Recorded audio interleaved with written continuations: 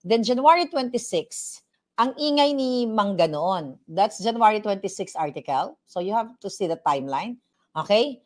Oh, Aimee, Romualdez office behind 20 million funds per district, per signature. So inakusuhan, sinabi ni Aimee Marcos na yung pinsan niyang Tambaluslos ay ang nasa likod ng, ay nagbigay ng 20 million pesos, pera ninyo, na pondo sa bawat distrito. Ito yung mga kongresista para ibigay doon sa mga distrito ninyo para bigyan ng ayuda itong mga kawawa nating kababayan para pumirma sa charter change para baguhin yung ating konstitusyon para manatili sila sa pwesto.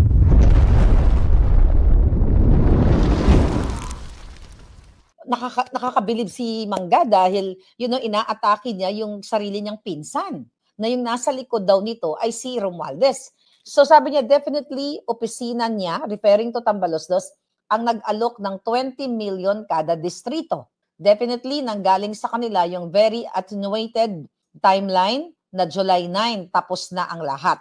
Okay? At ibibigay nila ang buong-buo itong economic provisions, etc. So definitely, that derived from his office with very clear numbers identifying the staff members and attorneys involved.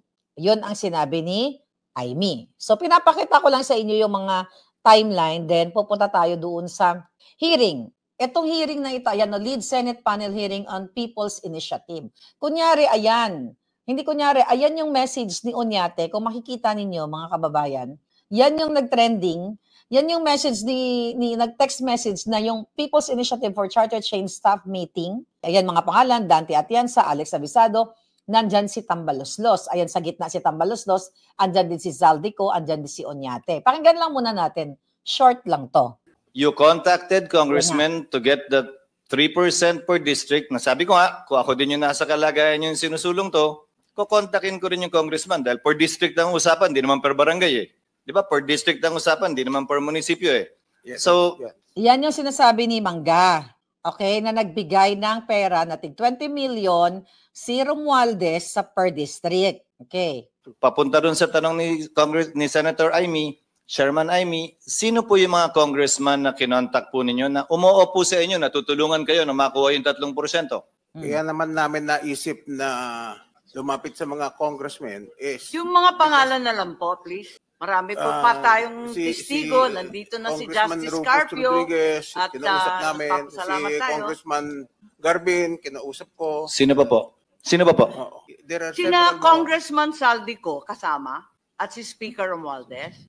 Saldico, no, I didn't talk to Saldico. Okay. Kino-cross-exam na dyan ni Aimee Mangga kasi nga ipapakita niya na yung picture. So kino-cross-exam niya ito kung kasama ba sa kanilang meeting doon sa charter change na kung saan nag-usap sila na babaya o bibigyan per district ang mga kongresistang ito ng tig 20 million para ibayad sa mga tao para pilitin o sapilitan o linlangin para permahan yung PI na yon. Listen. Ganon po ba? Sigurado po kayo kasi marami-rami ang meeting ninyo, mga party, dinner. Sabi nga ninyo, ilang beses kayo. Sigurado kayo wala si Speaker, wala si Congressman Saldico sa anumang pagtitipon? Madam Chair, in all the meetings that transpired, none of the presence of Congressman Saldico and Speaker Romualdez. Okay, di ba? Pakinggan nyo yan. Kino-cross-exam niya, wala daw si Ko, wala daw si Romualdez. Actually, FYI, kasama yan sa case ko. Itong minutes na yan. Di ba, pinailan ako ni Zaldico? Okay, kasama itong ano na to, itong document na yan, yung video na yan, para lang ninyo malaman. Listen. Was there. They were not there. Ako naman, nilapitan ni Mr. Oñate because he knew for a fact that in the 18th Congress, I was the chair of the Committee on Constitutional Amendments who defended the resolution of both houses number 2. Ayan. That, you know... Ayan na, pinlash na nila. Diba kanina, tinanong, sigurado ba kayo? Kasi ang daming, sabi ni Mangga, ang daming mga dinner times na magkasama itong si Tambaluslos, si Zaldico, at yan si Oñate, at yan yung mga nagsasaltang yan. Diba? Galing-galing. Ang galing ni Aimee dyan. At ano na yun? Ano sabi doon? There we go. I think that's as big as People's we can Initiative get for it. Charter Change Staff Meeting, January 8. People's Initiative for Charter Change Staff Meeting, January 8. Can you tell us who are in the picture, Mr. Oñate? Oh. Madam Senator. The question is who, sir? But you That said was the you time- never that had was the any time meeting. that I coordinated with the speaker. You said you never met the speaker. Never Nor met the Mr. speaker. Saldico, our congressman. You're Martin under oath, Pugina. sir. Kala mo Yes, totoo. that was the time that I met with the Sasabi speaker. mo lang na hindi Sinungaling. naman kayo nagkita. Sabi nyo sina Congressman Garbin lang. Yeah, because it slipped my mind. It slipped my mind. Ayan. Senator.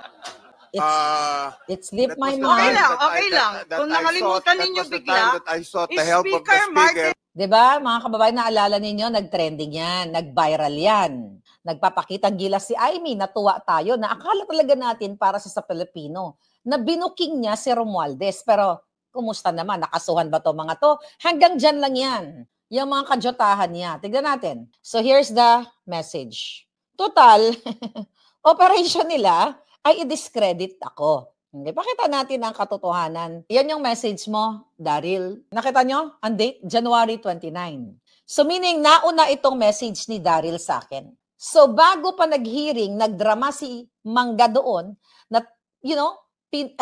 bidabidahan siya at binukilya na si Speaker Tambaloslos, Romualdez, ang nasa likod ng charter change. Pero dito sa message niya, again, January 26, sinasabi niya dito, anong sasabihin niya sa Saturday sa prayer rally? Traumatic yung meeting kay BBM. So nag-meeting sila kanina. Sabi niya, kunwari wala siyang alam. Yung pala, todo-todo niyang sinuportahan ang PI para magkaroon ng 2 times 5-year terms siya at iba pa. Yung issue ng pagbabaliwala sa Senado ay baliwala rin sa kanya. Baliwala rin kay Bangag. Okay? Wala siyang pakialam sa batas at payag pala siya kina Martin at sa PI na magpapanatili sa kanya sa posisyon ng 10 taon at mahigit pa. Alam pala ng putang inang pamilyang ito, alam pala ni Mangga, hindi pala, alam niya, may ebidensya na si Bangag, ang kapatid niyang Adictus Benedictus, ang nasa likod ng PI, bakit si Romualdez lang, ang kanyang pinsan, ang kanyang ginisa doon o binoljak doon. Ibibigay ko sa inyo ang bola, kayo na ang magdesisyon. And there's another, for sure na screenshot nyo naman.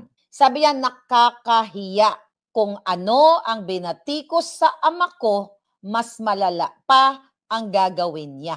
Traidor siya sa konstitusyon, traidor sa bayan, traidor sa aming pamilya.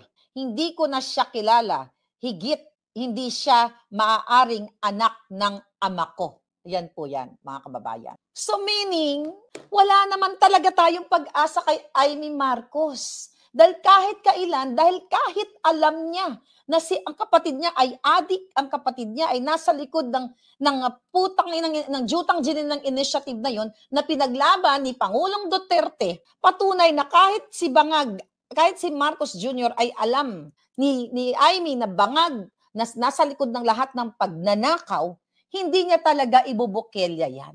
Kasi nga kapatid niya, umasa ako.